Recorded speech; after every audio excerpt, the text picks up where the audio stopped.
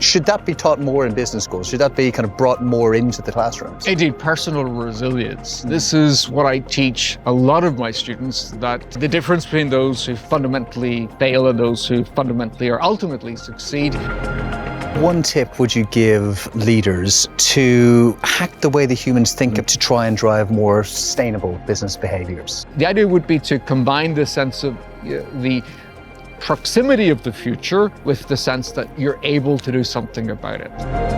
And we found that native English speakers roughly divide equally between Monday and Friday answers. And in our research, we found that would-be entrepreneurs were much more likely to, if I can at least influence how leaders think, if I can increase their curiosity, I'm fundamentally happy about that.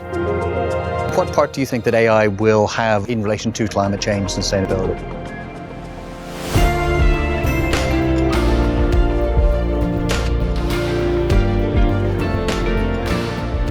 Hi, I'm Chris Caldwell, and welcome to Season 3 of Conversations on Climate. Okay, Donald, thank you so much for taking the time to come and speak to us today, for you to be hosting us here at London Business School. It's my pleasure, Chris. Wonderful. So you work at the very interesting kind of intersection of kind of strategy, psychology, and linguistics. You know, and you're also one of the very kind of rarefied people who has not just kind of one PhD, but two of them. You have previously warned about too narrowly defining, who we are, what we do. So rather than me making kind of a ham-fisted attempt of trying to define, describe you, could you describe in your own words your philosophy, your background, your how you see yourself as a professional?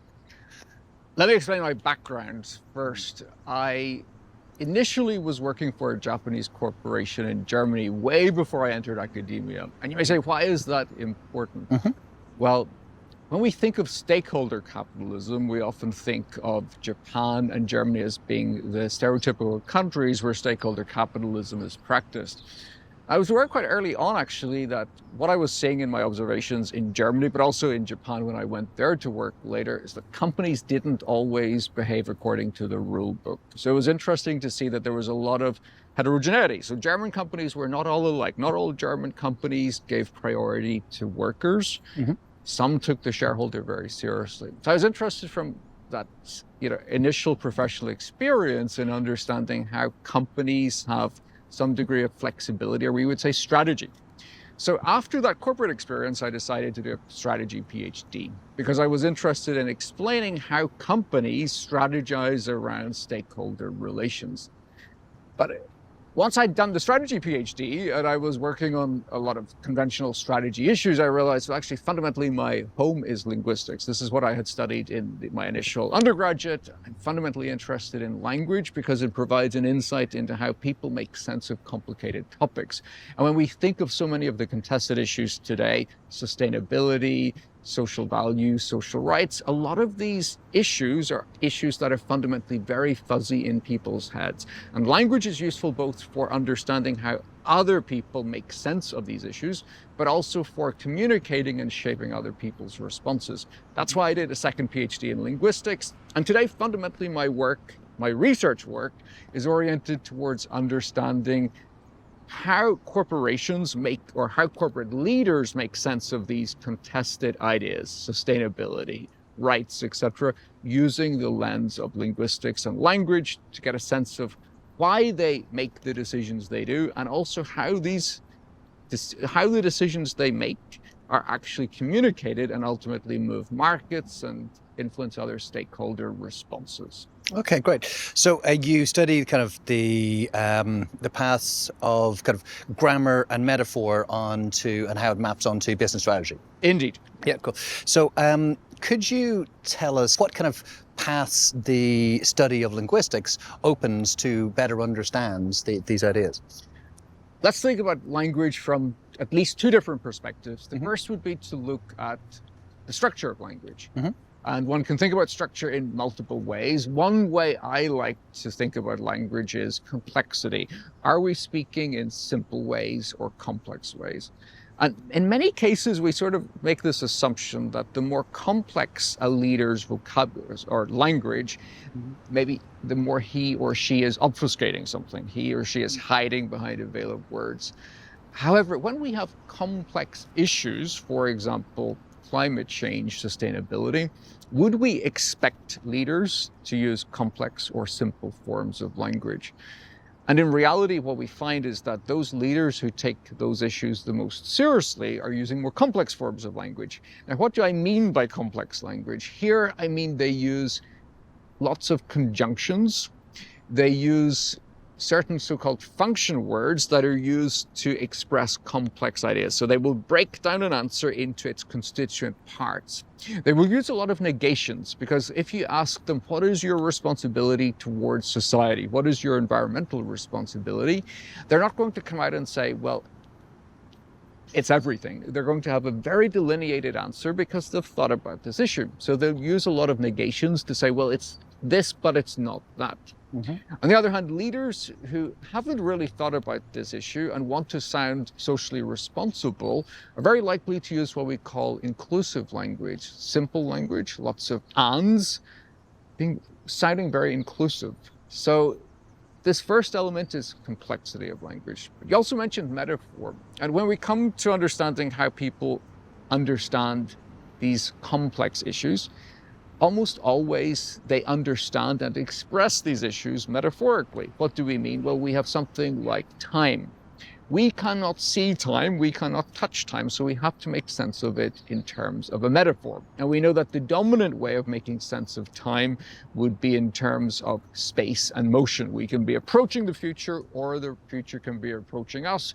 And that has how we envisage time in terms of motion, whether it's approaching us or we're approaching the future, has really substantive importance for how we actually address future needs. But in terms of other issues such as climate change, for example, we often hear executives speaking about the race against climate change or the war against climate change.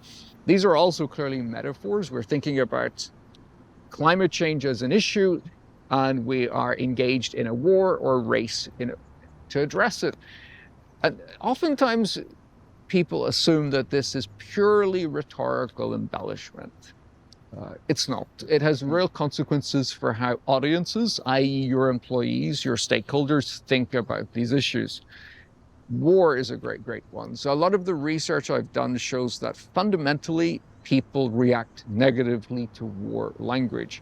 It's very motivating. I mean, if you're fighting a war, clearly you're going to be energized, but it also really emphasizes what is at stake. And if there is literally life and death, if this is an issue of life and death, then it's also clear that people will sometimes prefer to stick their heads in the sand. So what we find in the case of normal financial communication is that war metaphors are almost universally rejected by analysts and by retail investors. And this is because indeed they give rise to this sense of fear, this excessive risk. When it comes to climate change, however, and social issues, it's slightly different, because there we find that war language is to some extent more useful. It's not quite as penalized, because it does emphasize the urgency of the task at hand. Whereas if we use more docile metaphors, sometimes audiences simply ignore the issue. So the idea of metaphor having an impact on audience is one that's very important, but it's also almost always contingent upon what it is that we want to describe. If it's something that is truly an issue of life and death, then maybe war metaphor is acceptable. But if you're simply conveying results to your shareholders or expressing an acquisition strategy, in that case, it's not. But surely there's some circumstances in business where a war metaphor might be useful. For example, if it is an existential crisis for the business. Indeed. I mean, indeed, what we find is that when companies are performing really poorly, in that case, war language can sometimes be received more positively by the analysts. And war language may also be positively received by employees as well, because it's this idea of the squad against the outsider. So where you need some dramatic reorienting of the strategy, something that is truly radical, then war language may be appropriate. Other times, no. The other thing that's interesting here is, of course, we're speaking from the perspective of Europeans. We're speaking Indo-European languages. You and I are both English speakers. We find that war language doesn't have the same negative impacts amongst Chinese speakers, amongst Japanese speakers, and there are particular linguistic reasons why. The Japanese and Chinese words for strategy and competition include the characters for war and fighting. So the idea here is that in some cases, in some languages, there may be a fit between war imagery and war language, but that's simply lacking in most European languages. Interesting. Okay, so got two kind of spin-off questions. And that is, one is there's to taking climate first. There's a conflict in the kind of the general kind of commentary. There's Bill McKibben kind of approach saying that we should be talking about it as existential crisis, and then we need to get to a war footing and try and solve this. But there's a big pushback against that of people who say, no, it was that type of attitude that got us into this problem in the first place. So how can we be changing the linguistics and making an idea of how we should be thinking about these things in a different way to try, because the old ways of thinking about this has got us into this problem, so we need to be kind of reinventing. So is there a role that language has and how we speak about things has in the solutions that we end up coming out with? Absolutely, Chris. So certainly we know that how we speak is also predictive of how we behave in most cases. That, by the way, applies especially to metaphor, and it applies especially to the kinds of linguistic structures I was explaining before, because we know that most people use metaphor without thinking. They use it not purposefully in order to convince others. So indeed, we know that certain metaphors are more predictive of certain kinds of behavior. But in terms of, again, here, if we come back to the war metaphor there, we do find that those people who use war metaphors a lot can also be depleted of energy quite quickly. My approach here would be to say that in many cases, it's useful to vary the metaphors that we use. So war metaphors can be used sparingly, productively, when we are speaking about these existential crises. We don't always want to be on a war footing because that can deplete our energy. In many cases, it would be productive to use different kinds of metaphors, the race against climate change, and occasionally when we need that burst of energy, then we can use the war metaphors, and that can energize the troops, so to speak. Okay. So it's about being thoughtful about the metaphors we use a little bit more. Okay, perfect. And that kind of brings us to the idea of kind of linguistic relativity. Like, that's there's been a concept that that the words we use in some way shapes outcomes and shapes our own actions. It's been a slightly kind of controversial topic over the years. Where are we? Where's the academic kind of consensus on it now?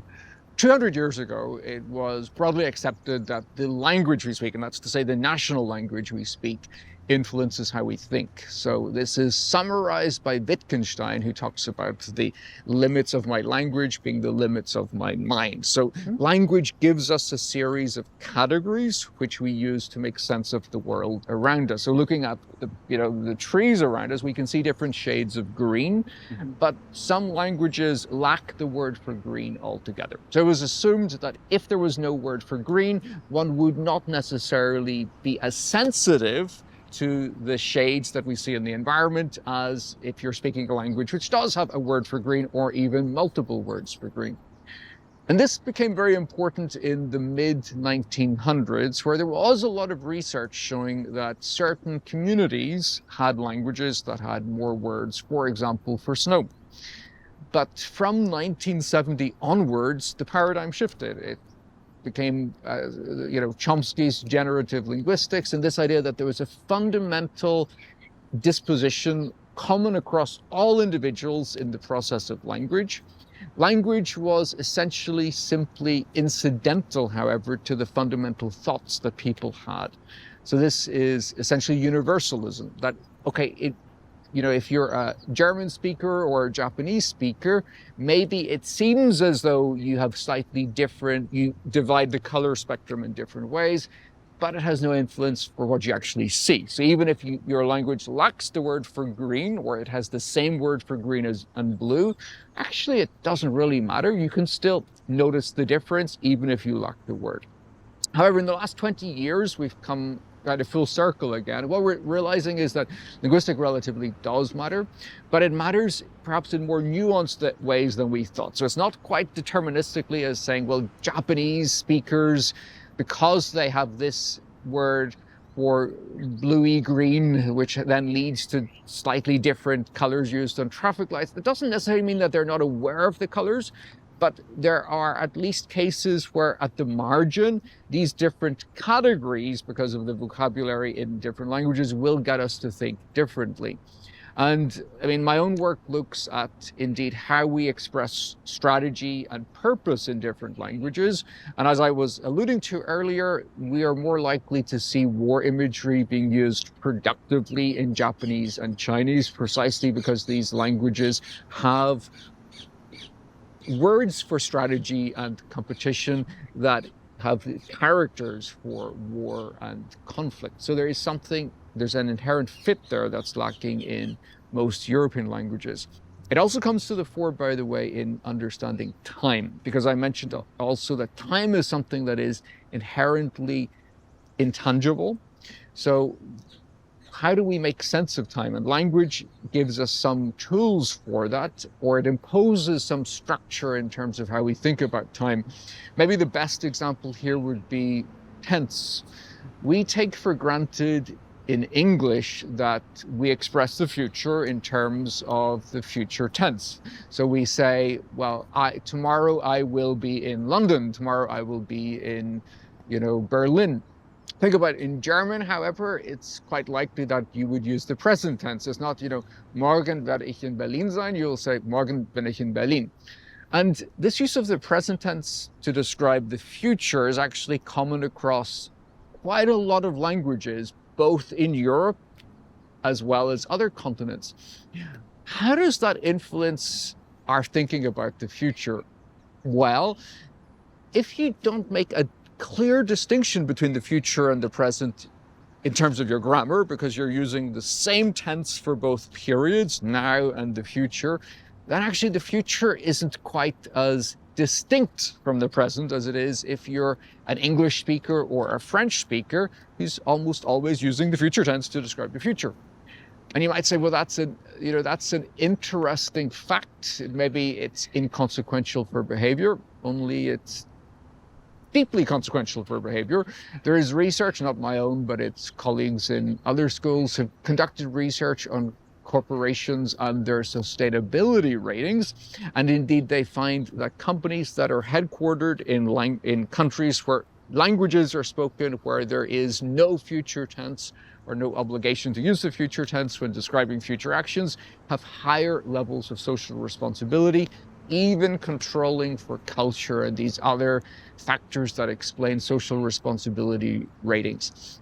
These linguistic features also predict, to some extent, investment behavior. Are we prepared to save a lot? So you may notice that, the UK, Greece, within the OECD countries have conventionally had low levels of savings. These are also, English and Greek are also languages that are very likely to use the future tense to describe the future.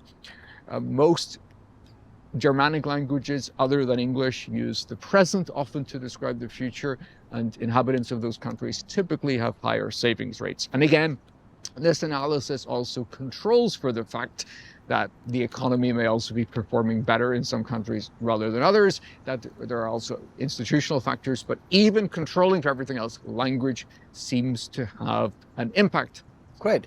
I'd love to kind of come back to the whole idea of time a little later, if that isn't kind of proving your point that you're just making. But before we do that, so language evolves over time. It does. So, like, for example, when I did the kind of the Leaving Cert, like I kind of picked up kind of Chaucer, and it seemed like an entirely different language. And he was like a couple hundred years ago, like this was not in English that I recognise. But a couple of years back in the context of sustainability, you said that you expected the language of sustainability to become less nice, to become harsher as it goes on, and we understand the trade-offs that will be happening. Could you kind of, now kind of with the benefit of hindsight, kind of look back and tell us how you feel the language sustainability has evolved over the last few years? Has it indeed become less nice?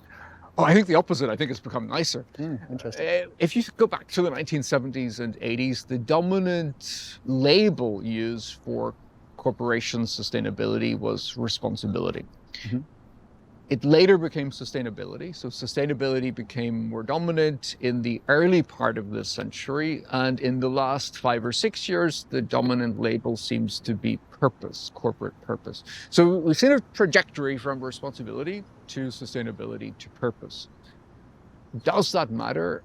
I think it does, because responsibility is perhaps a very bounded notion of what corporations are about. Maybe it's the responsibility to, do well for society, or it's the responsibility to clean up after one's actions.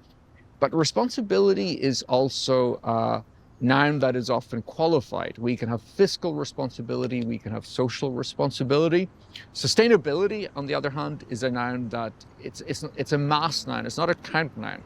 What does that mean? It means that it is rarely qualified and rarely preceded by an adjective. Right? Again, this may seem incidental, but the implication of this is that responsibility is then often associated with more concrete details. So when we look at corporations' reports on their environmental impacts, if they're using responsibility, they are typically using responsibility in the context of quite concrete action. On the other hand, when they are using sustainability as the label, they're using more abstract language around that word of sustainability.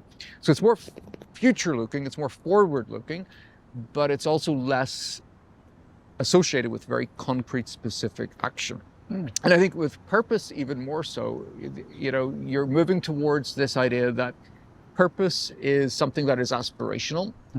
It's pleasing to most investors. Everybody greets purpose. Employees like purpose. Society likes purpose. But the question is, indeed, are you making these trade-offs, or are you simply hiding behind a label that sounds good to everybody? This is clearly something that also applies to sustainability.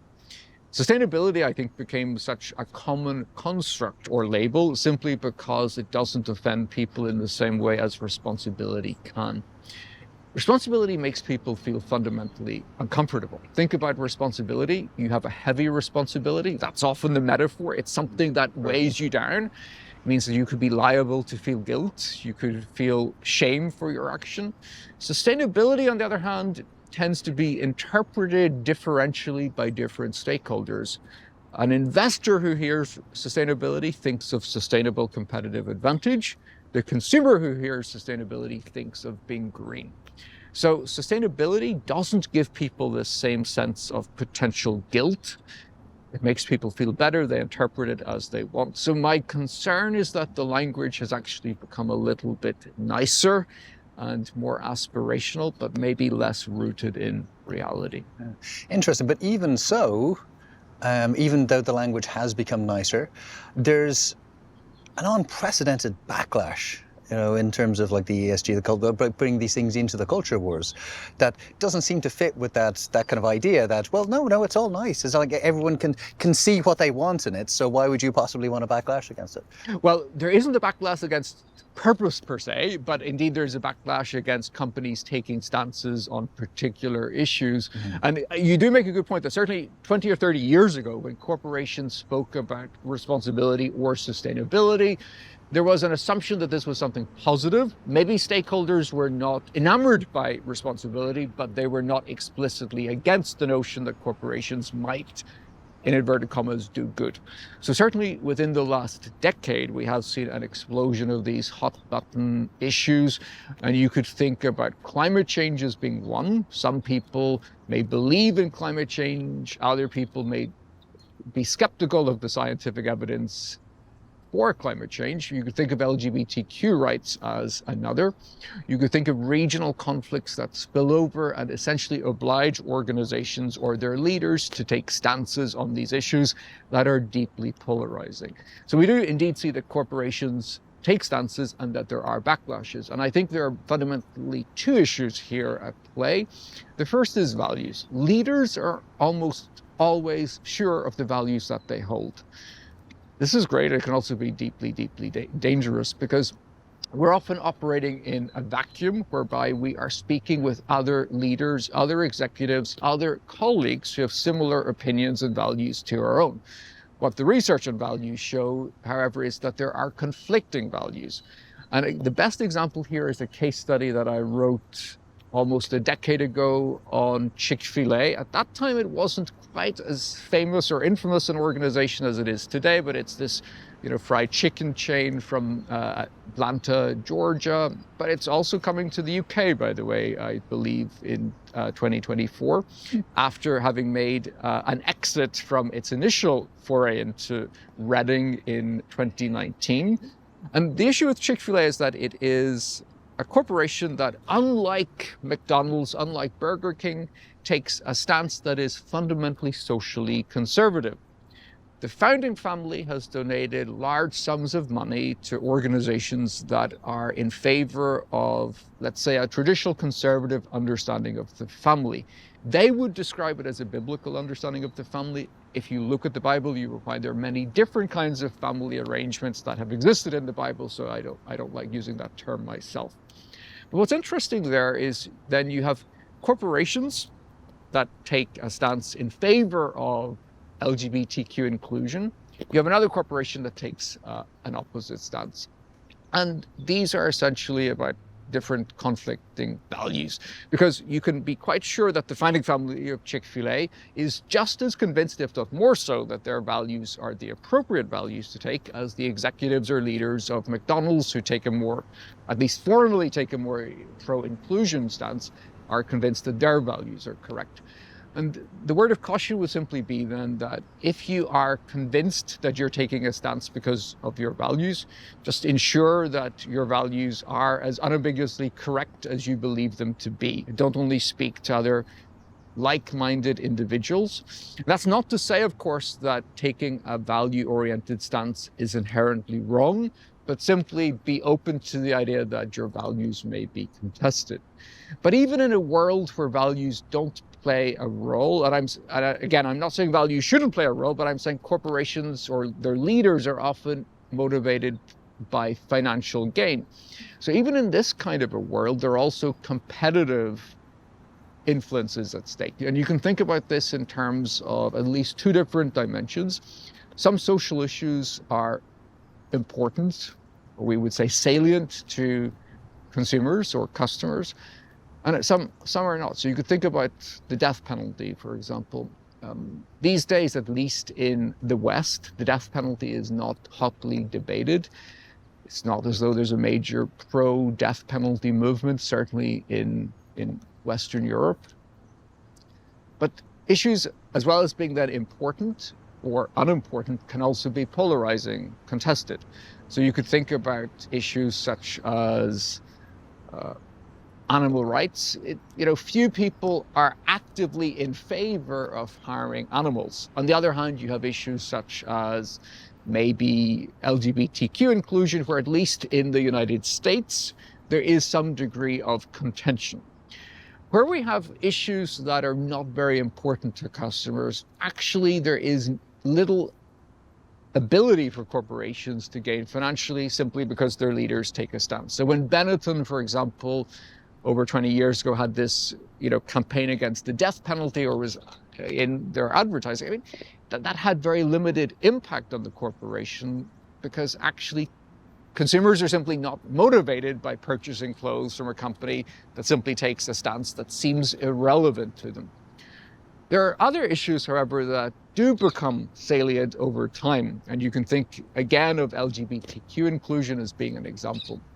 And when those issues are also polarizing, then what you find is that when the large companies take the stance that tends to be reflective of the majority opinion, they also cede the ground to these other organizations such as Chick-fil-A that can take the opposing stance and can actually gain financially from taking the opposing stance. Because what was interesting when Chick-fil-A, or when it had become clear that Chick-fil-A had been donating money to some of these more conservative family associations, actually consumers did not boycott the restaurant. or some consumers did, but there was also a counter boycott. And Chick-fil-A has become immensely successful since. And I'm not saying that Chick-fil-A's success is primarily because of its social stance, but certainly the social stance has not harmed the company as a whole. Except I will say that clearly it harmed the company in the United Kingdom. So the idea here would be that if you are campaigning on certain social issues, maybe you can be successful in certain regions, but you're probably not going to have the same global scope, because clearly the sense or the mood in the United Kingdom on some of these social issues may be different than it is in the United States. Yeah, Chick-fil-A is a really good example there. If we're using, say, social issues as a way of kind of doubling down on particular communities and trying to gain support within particular communities, if you just gamify that out, would that not actively encourage businesses to be promoting polarization as a strategy? Yes, to the extent that there is some inherent disagreement within society on that particular issue. And indeed, even if you are a leader who takes the majority stance, so you're, let's say, socially liberal in a community that tends to be liberal, by taking that explicit stance publicly, you're perhaps also creating space for the organization, other organizations, to do the opposite.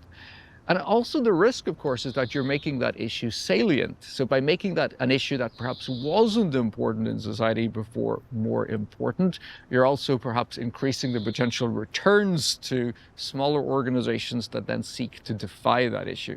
And I think this is a tricky issue then for leaders to deal with, because the idea is that, yes, you want to take a stance that maybe is important to you and that you believe fundamentally in, but be aware of the competitive consequences. So the recommendation is not to take a stance, but simply to be aware of the potential backlash, not only in terms of maybe some consumers not liking it, but actually that your competitors may also gain from it.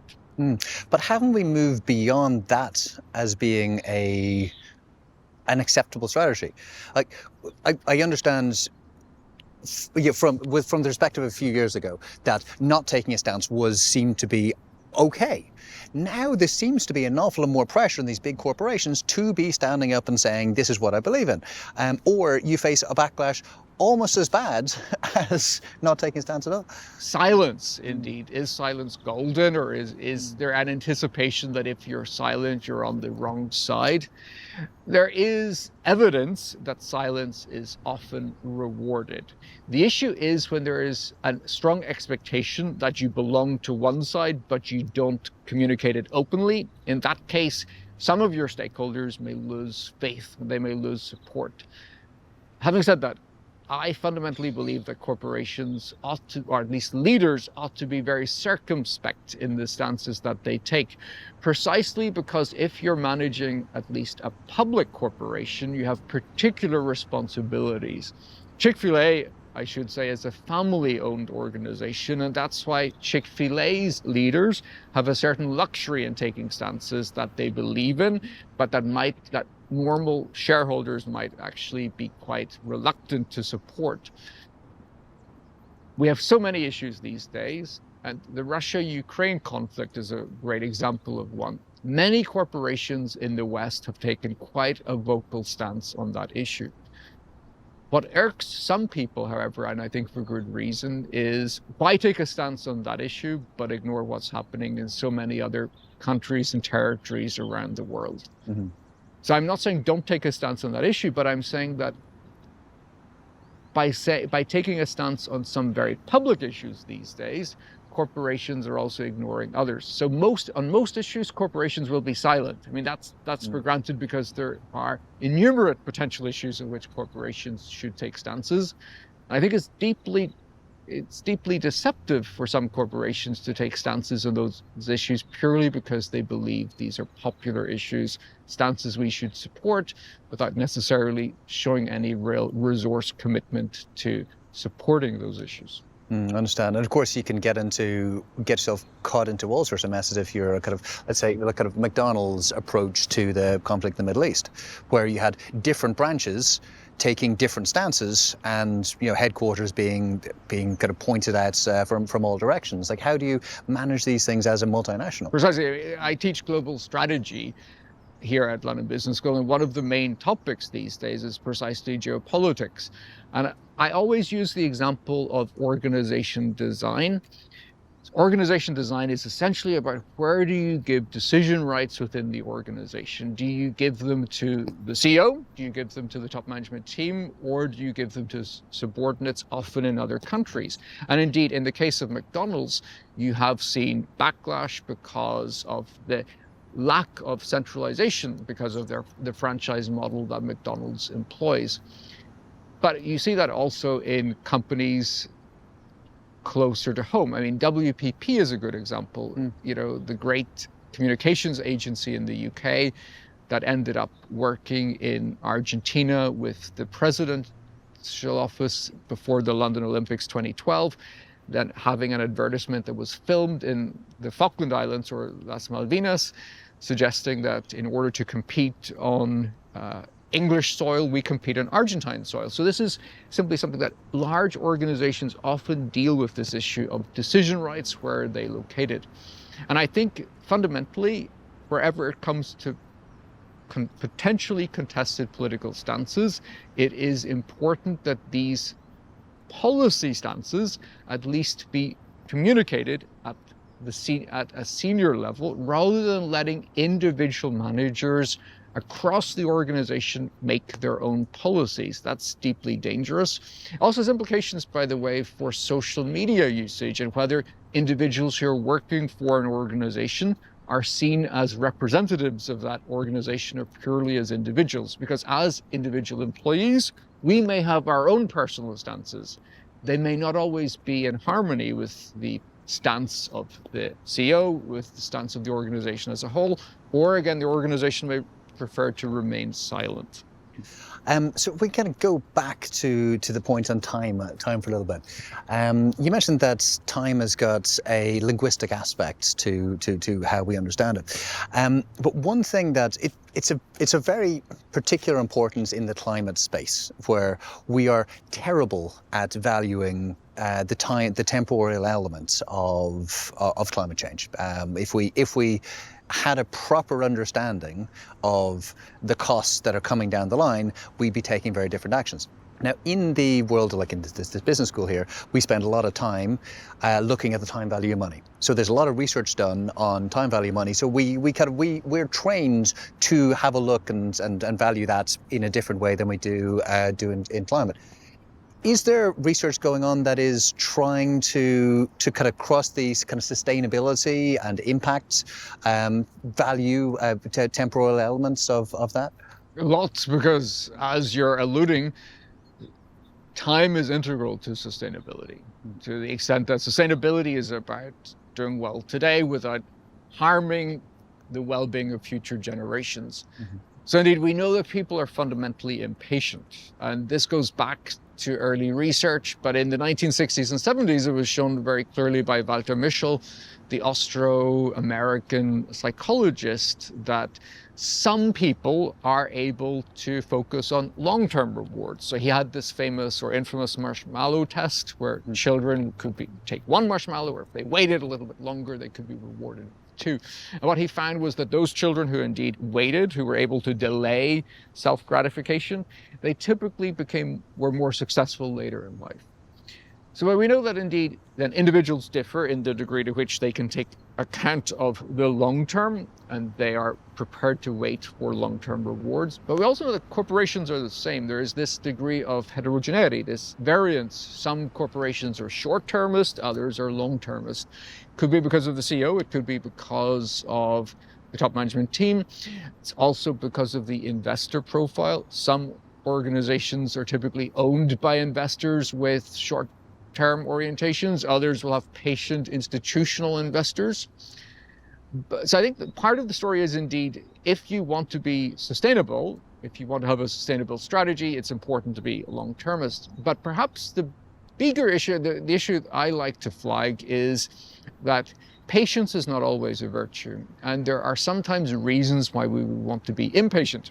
So again, looking at this, landscape here, we see trees, and governments recently across the world have been, engaged in programs for planting trees. And the question that I ask, well, to what extent should we be impatient for these trees to be planted? Is it better that 1,000 trees are planted today, or would we prefer 2,000 trees to be planted in a year's time? So one thing we've been looking at here in LBS is the degree to which people are impatient for social benefits. Will you, do you care whether these social benefits are delivered today, or will you wait longer? The bad news is people are less impatient for social benefits than they are for money. So they are indeed prepared to wait longer, which isn't good for society. I mean, we would ideally like people who would reward companies that were making, commitments to achieve social good or environmental good in the short term. It's not quite what we see, but there is still some degree of impatience. There is still some what we would call social discounting that takes place. So on average, people are more likely to invest in companies that have commitments to do good in the near future than the long future, the far future. So again, it's not that they are as impatient as they are for financial reward, but there is still some degree of investing in corporations that seem to be doing something quite concrete, tangible in the near future, rather than saying we will rescue the world in 10 years' time. This comes back to the earlier point I was making, by the way, about concrete commitments. The reason we find why investors or potential investors dislike companies that claim to be making social investments in the far future is that what they claim seems to be simply too abstract. It's not sufficiently detailed for investors to have confidence that they will ever do what they have promised.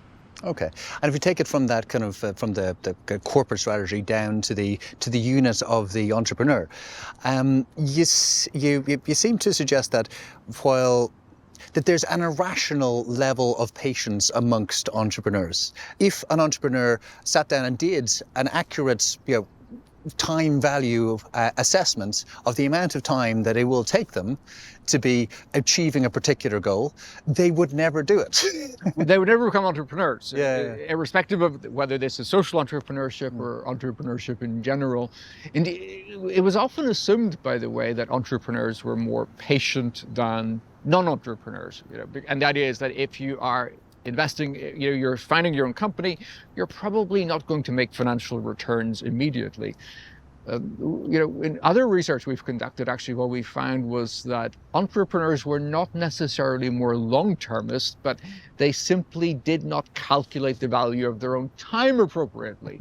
Or they were simply, and this is the case with many people, by the way, we often make commitments very far in the future because we don't necessarily imagine ourselves to be as busy in 1 year's time as we are today, even though, without any doubt, we will be just as busy in 1 year's time, if not more so.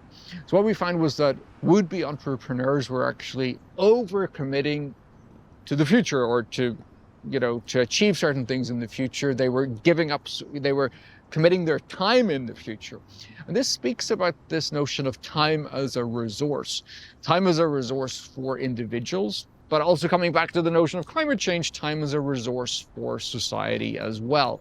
So we find that would-be entrepreneurs simply don't put the same price on future time as corporate employees who are more protective of future time.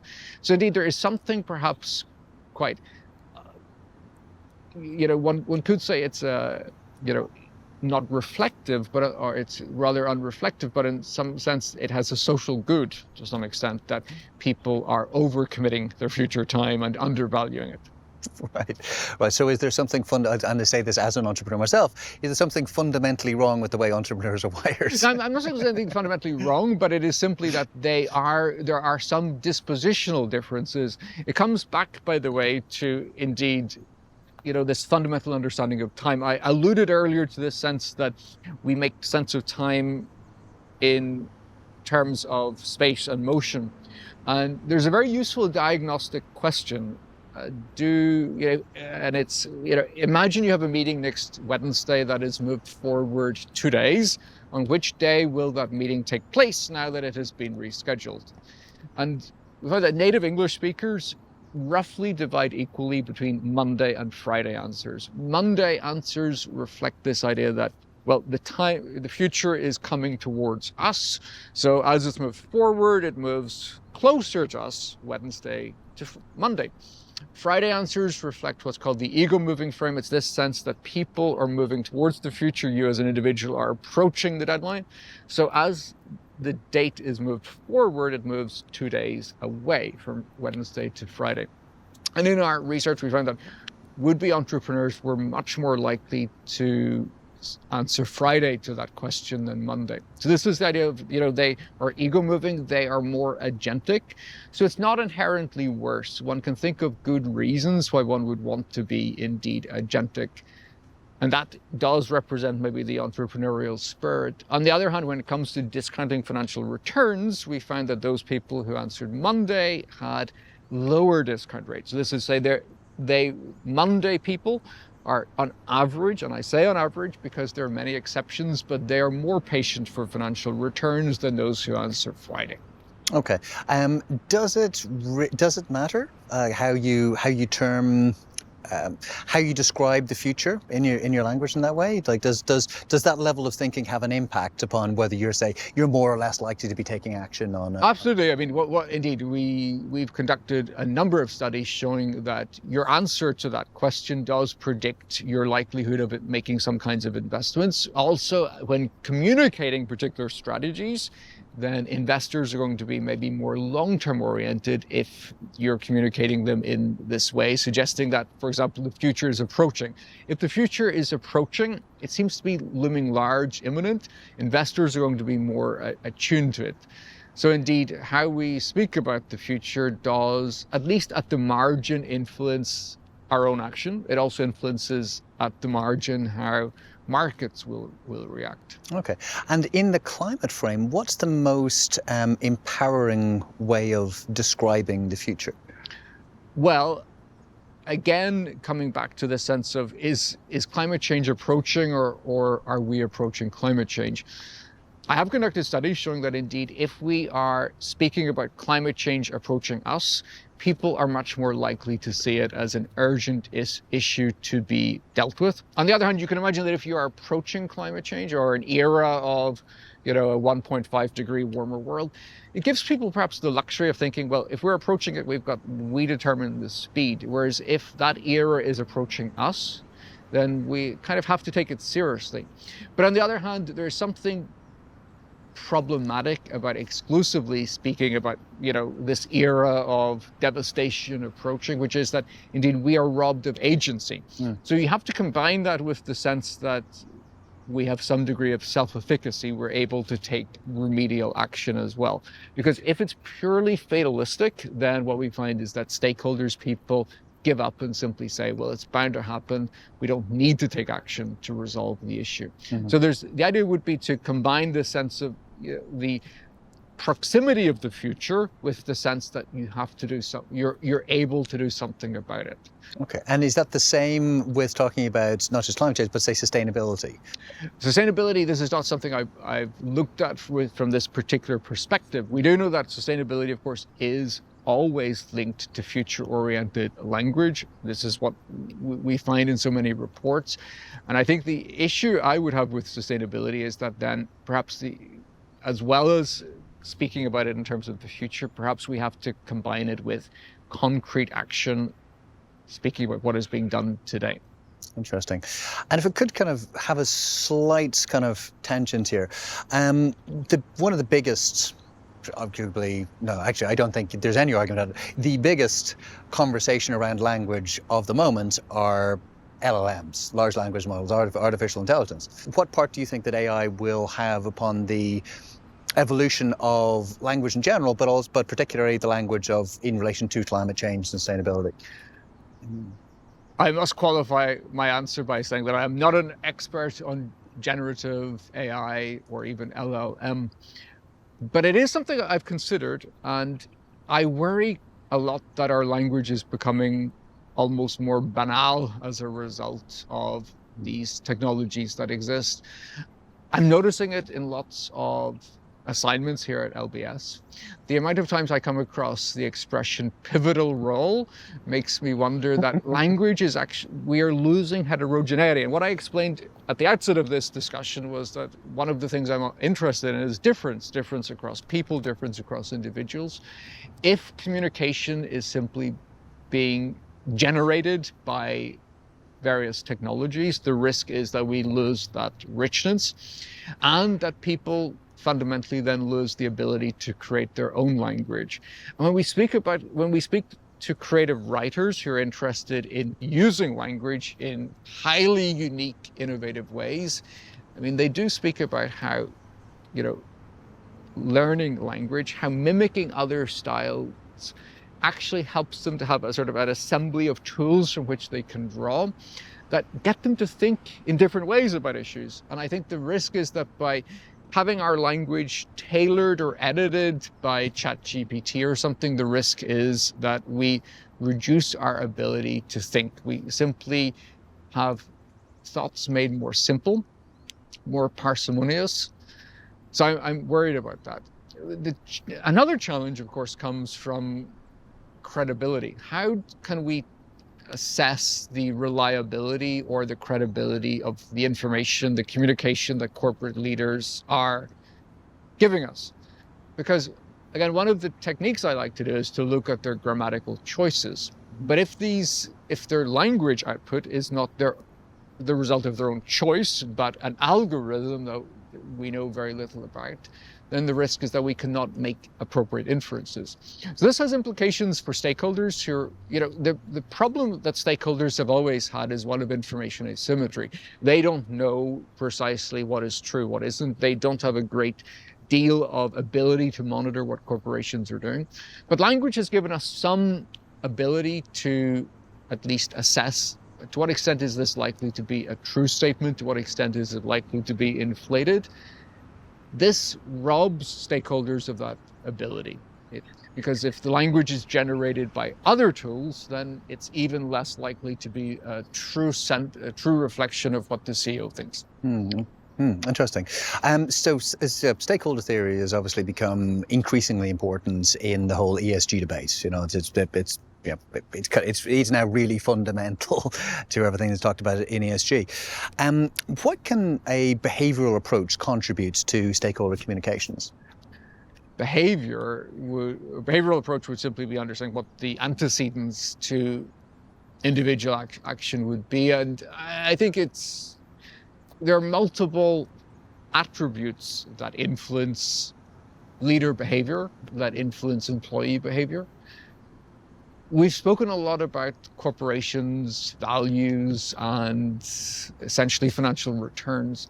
Mm-hmm. And I think the behavioral approach could begin from looking at reasoning. What are the reasoning styles that leaders use when they approach issues relating to ESG sustainability?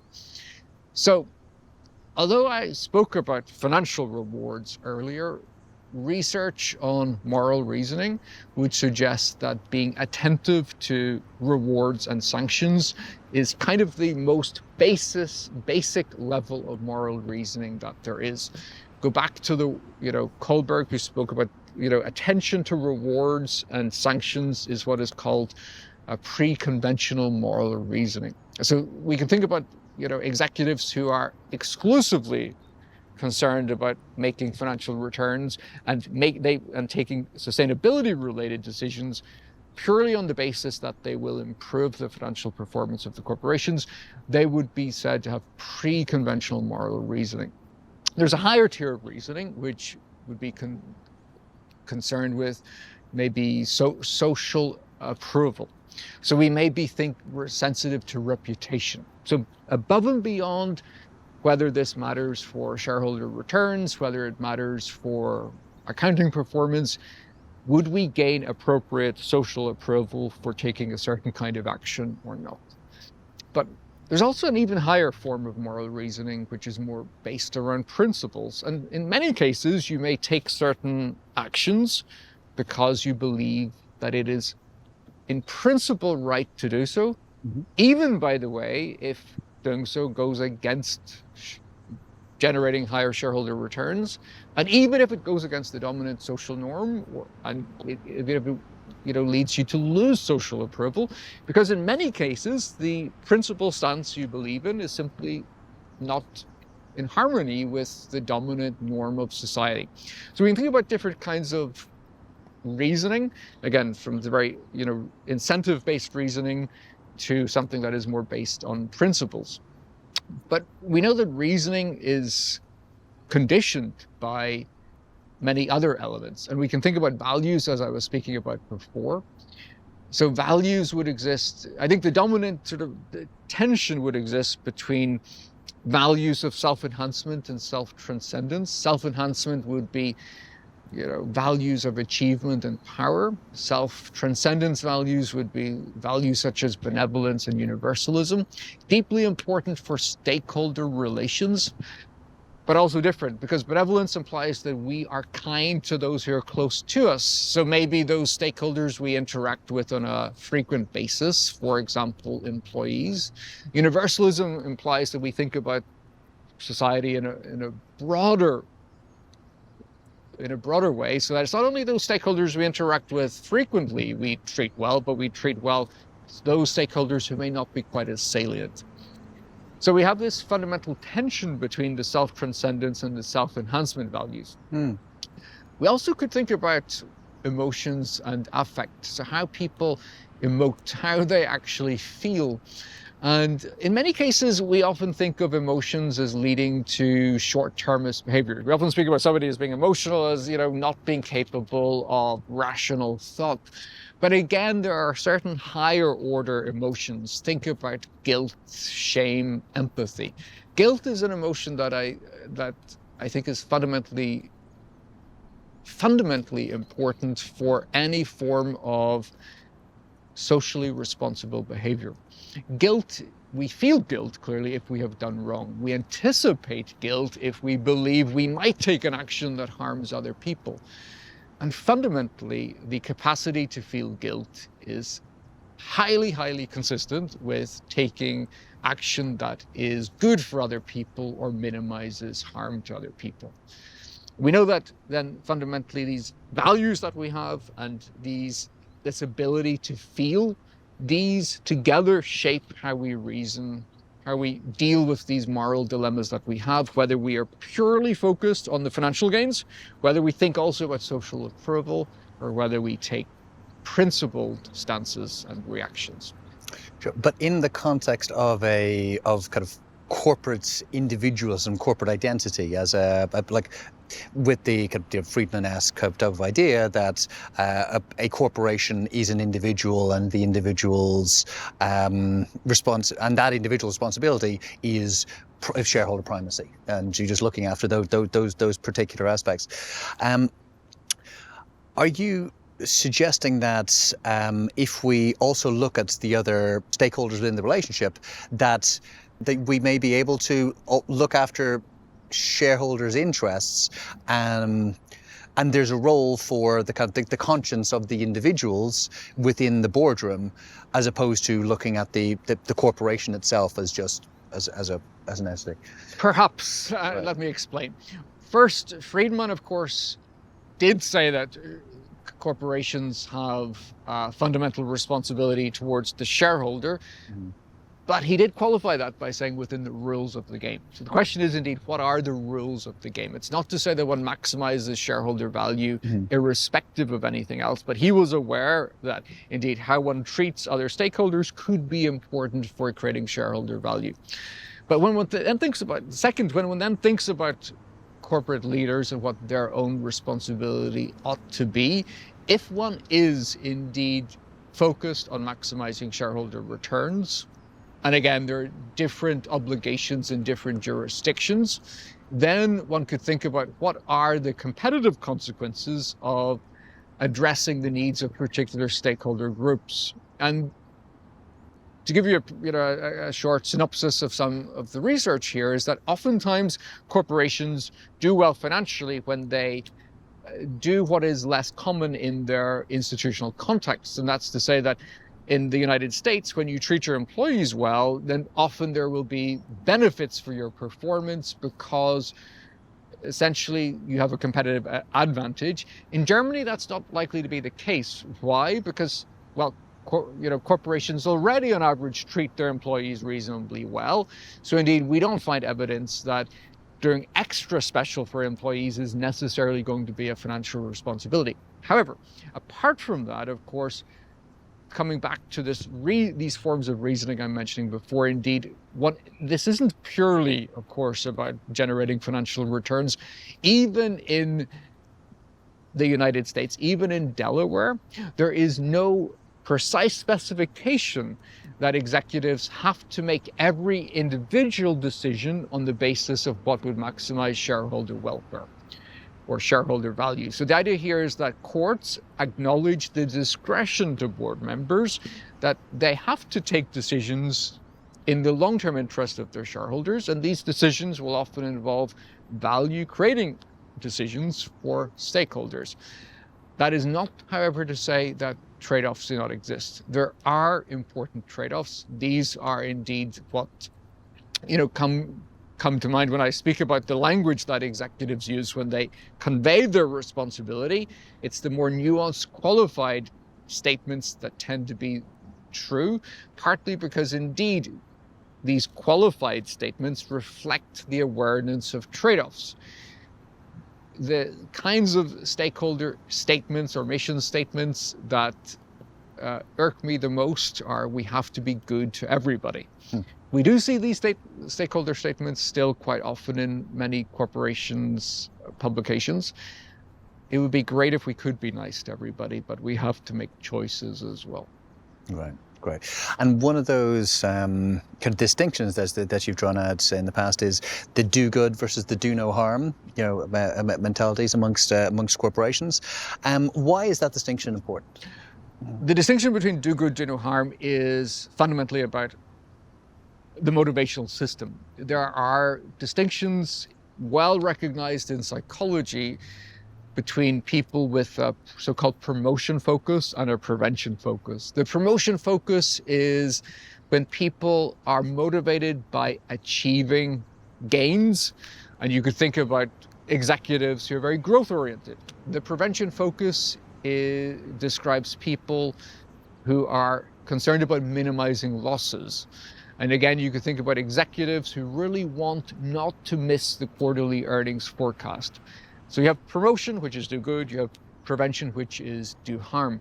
This is important for stakeholder relations because a lot of the research has shown that executives with a promotion focus tend to be more stakeholder oriented than those with a prevention focus. Why? Well, at least in the United States and in the UK, where corporations tend to be somewhat more shareholder oriented, those who are prevention focused tend to be more sticking to the rules. So they tend to not want to take actions that might upset their shareholders too much.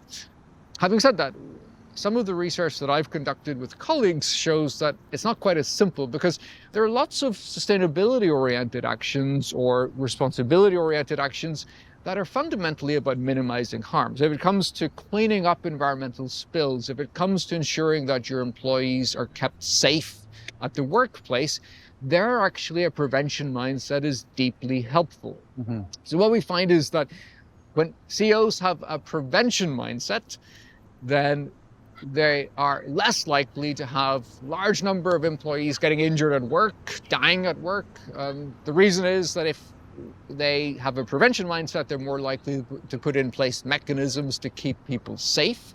On the other hand, those who have a promotion mindset are very growth oriented, so they put their workers under greater time pressure. They increase the work burden.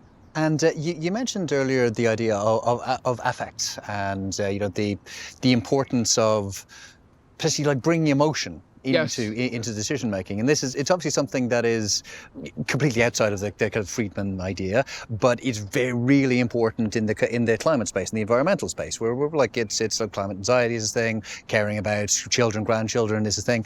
How do we bring kind of that idea, the concept of affect into the boardroom, into these discussions? It comes into the boardroom naturally.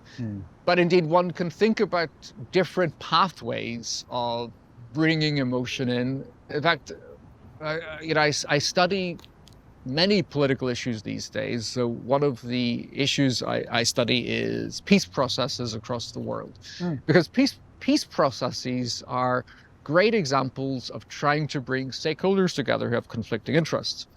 And one thing that struck me was that whenever we introduce emotion here, it can be quite destabilizing. You can think about emotionally charged discussions. People then stick more to their home territorial identities. But there are fundamentally different types of emotion. There is this hot emotion that can lead to polarizing discussions. There's also a cooler type of emotion that can lead to prospection and thinking about the future. And an example of such a cool emotion is awe, the sense that we are small in the presence of something so majestic, such as maybe the earth, for example. This is also related to what is called moral elevation. So there are emotions that are cooler. And how do we do this? Well, one way is by indeed getting people to think about the long term versus the near term. Once we describe very urgent challenges, we are more likely to elicit emotion, but of this hot, visceral kind. If, on the other hand, we get people to think about the longer term, and we show them pictures of, landscapes at a large scale, they're more likely to have a sense of this elevation, this sense of awe, which is not emotion-free. It's not affect-free, but it simply means that they're using emotion in a different way that can stimulate discussion. So emotion can either harm or make discussion more difficult, but it can also favor certain kinds of discussion. So we have the hot emotion or we have the cool emotion. Sometimes hot emotion is useful if we need urgent action, but if we need cool heads, we want to elicit a different kind of emotion. How do you synthesize the ideas of kind of the kind of logic, values and affect into your own work and your own kind of sense of the impact that you'd like to make through your efforts? Fundamentally, I believe that reasoning, how we approach dilemmas, whether they be work dilemmas, moral dilemmas, is fundamentally shaped by our values, and it is fundamentally shaped by our affective disposition, whether we are positive or negative, whether we have the tendency to feel guilt, shame. So in my own work, I'm interested in, indeed, principles, and I hope that the projects I choose are not chosen purely because of the instrumental benefits of having a new publication, but because I think some of these issues are important or interesting. So this would be coming back to these different ways of reasoning. Am I purely, as a scholar, interested in getting good teaching evaluations and getting publications? Hopefully not. I aim to do work that is fundamentally important. Now, let me be clear. In a business school, we don't necessarily work on topics that are going to change the world. But if I can at least influence how leaders think, if I can increase their curiosity, I'm fundamentally happy about that. So that's the reasoning side of things. When it comes to values, here I think it's very difficult to state what my values are on the self-transcendence, self-enhancement dimension. One would always like to be on the self-transcendence dimension. Is that true in my case? I don't know. When it comes to affect, I think fundamentally I'm probably not one of the scholars who would be most associated with positive psychology. I believe there's strong benefit of having sometimes negative affective disposition. That may sound strange in a business school where there is so much focus on positive psychology, and I think some of the positive psychology work is very important. But a lot of research shows the sort of so-called sadder but wiser hypothesis that actually, if you have a negative affective disposition, you can be quite careful in, for example, analyzing situations and data. Guilt, or the potential to feel guilt, as I stated before, is also inherently a negative emotion. So I like to think of this tripartite scheme of values and affect influencing how we reason. Reason being essentially about, is it, rewards or is it principles? And I like to think of affect as playing an important role in how we deal with, make the choice between rewards and principles. And I think that negative affect, this capacity to feel guilt, can actually be quite beneficial. What are the gaps I've seen in kind of MBA type education, the case study kind of based education? Seems to be too much of a focus on the one company that does something really, really well, and said, oh, well, we should just try and copy that, as opposed to, I think affect brings in more of an idea of, well, what happens if it goes wrong? And it isn't just, so personally I find you learn almost learn more from failure than you do from success. So if you can bring in the ideas of affect into this and kind of wondering and worrying essentially about, well, what happens if it goes wrong, should that be taught more in business schools? Should that be kind of brought more into the classrooms? Indeed, personal resilience. This is what I teach a lot of my students, that the difference between those who fundamentally fail and those who fundamentally or ultimately succeed is indeed the amount of times that they fall and pick themselves up. So I often draw on one of my favorite pieces of literature, which is the myth de Sisyphe, the myth of Sisyphus by Camus. So you clearly know the Greek fable of Sisyphus, who was penalized for trying to defeat death, and he is, fated with having to roll this stone up to the top of a hill, and each time it gets to the top, it rolls back down. And I think Albert Camus, the French Algerian author, has a very interesting take on this in his short story, where he says at the end of this story, il faut imaginer Sisyphe heureux. We have to imagine Sisyphus happy. And there's something about the purpose here of actually, even though he knows he's going to be defeated at the end, once the stone begins to roll back down the hill, what does it take for Sisyphus to get up again and begin rolling the stone back up to the top of the hill? This piece of literature has become quite important for me, and when I explain it to students, from MBA students to PhD students, I hope it's important for them too. And it speaks to the idea that even in business schools, we often draw on, fundamental insights from the arts and humanities. The myth of Sisyphus. Fantastic. Okay. Well, to wrap up, we always ask for a piece of advice. And if I could ask, what one tip would you give leaders to hack the way the humans think about the temporal element, the time element, to try and drive more sustainable business behaviours? Read widely. Okay. Read widely.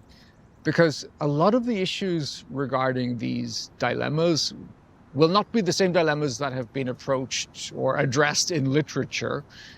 But fundamentally, these tensions that exist between stakeholders, these tensions between the short term, the need for self-gratification today, and long-term rewards, are issues that philosophers have been dealing with for hundreds of years. If we are restricted to teaching in business schools and business books, I think we are deeply, deeply impoverished. We don't need to reinvent the wheel. Okay, that's great. Yeah, and there's also implications on AI in that as well, seeing as AI has been built on training data from the 1990s of teenagers in their bedrooms on Reddit. Indeed. Whereas if we go back to Albert Camus, indeed, maybe we can get richer insights.